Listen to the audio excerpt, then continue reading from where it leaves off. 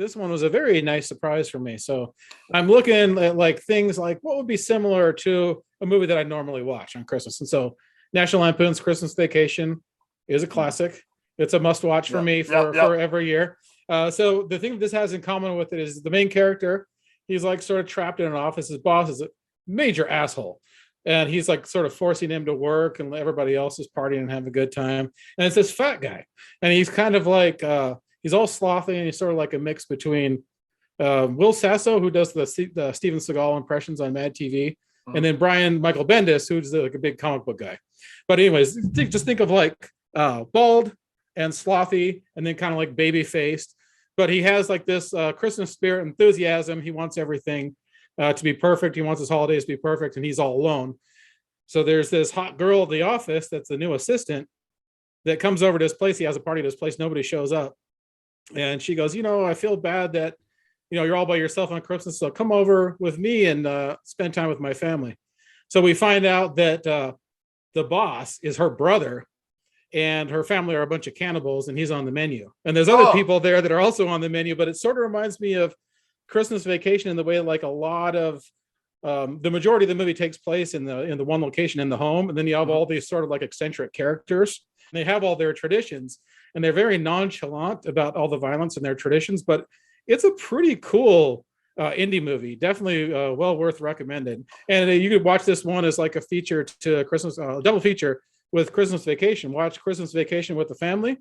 And then like once the sensitive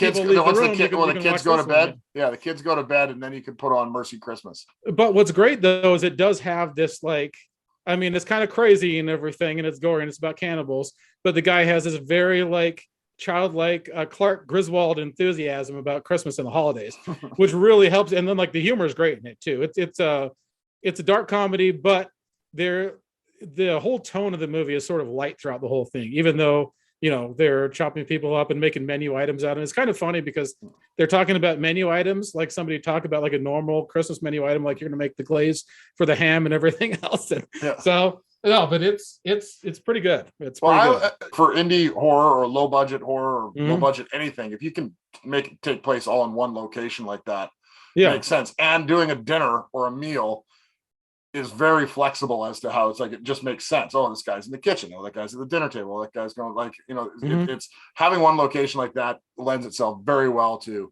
low budget horror. But I also think cannibals. Cannibal movies kind of crack me up, and I think because it's kind of funny. But now this is obviously going for the dark humor road. But there are some really creepy cannibal movies that are like take it serious. Like what's the one We Are What We Are? Like cannibals are generally. I mean, I was thinking about I always think like scenes that stick with me. And there's one in is it in Hannibal where Ray Liotta's getting his brain eaten by Hannibal. Yeah. And I always think of that scene and be like, that is just creepy. Like something about people eating people is just super creepy. And it's also like, obviously there's like Green Inferno and stuff like that really kind of exploits it from that really cannibalistic, what traditionally you think of. But the idea that there's a family of people here, which we've seen now in a lot of horror movies, they're just like, what do you do? Well, we eat people. It's what we do. Yeah. It's untapped a little bit.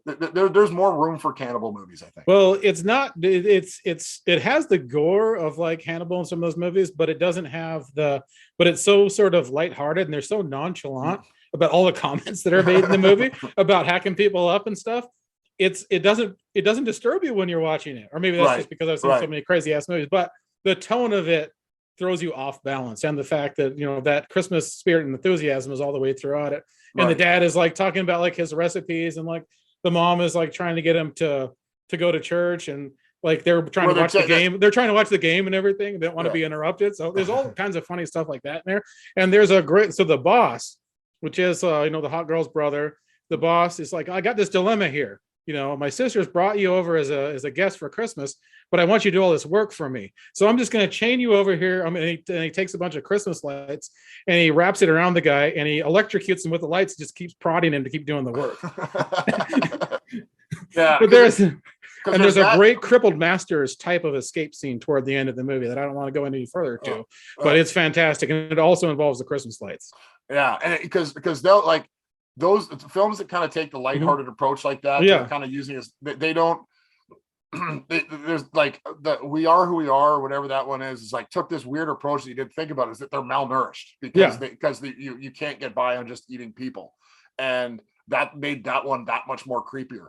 But anyway, yeah, cannibal movies, like the whole idea of it creeps me out, like just in generals, and I think it's a good.